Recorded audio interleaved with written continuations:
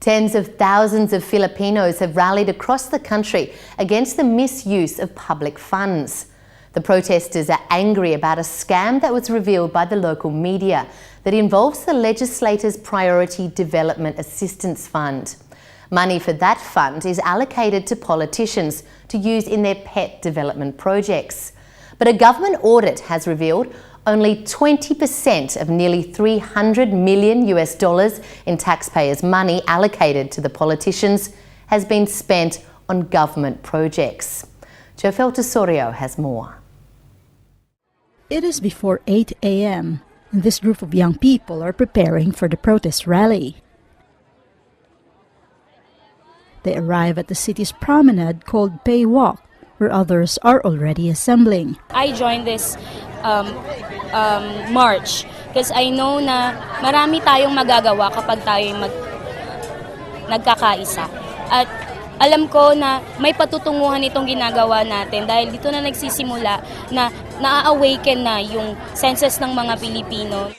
Across the nation, more than 100,000 Filipinos like Chinny are taking to the streets. We want to seek the truth at we want to see yung kabulastugang ginagawa ng mga taong hinahal natin sa gobyerno na ito ay matigil na. The call for a 1 million march started on Facebook just 2 weeks ago after a scam was exposed involving almost $250 million of the Priority Development Assistance Fund, or what's known locally as the pork barrel. Media investigations revealed that state funds were siphoned off to bogus NGOs and ghost projects so that politicians could pocket the money. Social activist and NGO worker Edgar Celiano joined the protest to express his anger at this latest corruption scandal. Sa isip ko, kailangan magpakamatay ng estudyante dahil wala siyang pang-tuition. No? Nagagalit ako na may ganun pala tayong karaming pera na napupunta lang sa kung kanino-kanino. Palawan's case is even more important because more than $20 million of abused funds came from the royalty of the province's Malampaya natural gas. The national government is also getting another bulk of money, which is from Palawan's wealth alone. Speaking about corruption is a dangerous business in the Philippines. 2 local Palawan journalists who exposed corruption were killed.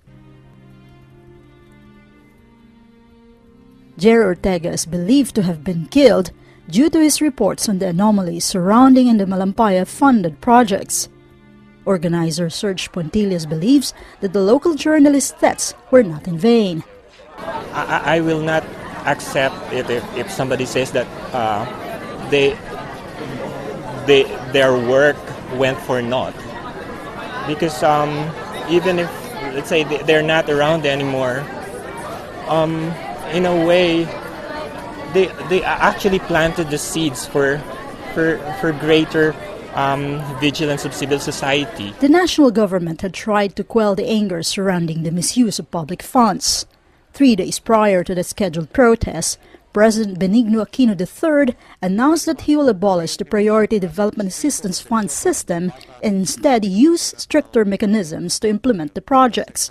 Ngayon, bubuo tayo ng bagong mekanismo upang matugunan ang pangangailangan ng inyong mga mamamayan at sektor sa paraang tapat, gamit ang tama at makatwirang proseso at ng may sapat na makalasag laban sa pang-aabuso at katiwalian. But the nationwide protest still pushed ahead.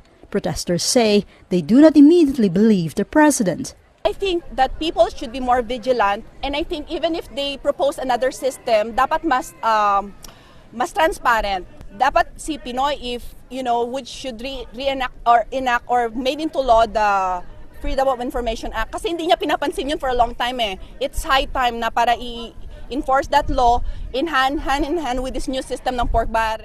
The Philippine president has ordered an investigation into the scam and promised to go after those who are involved.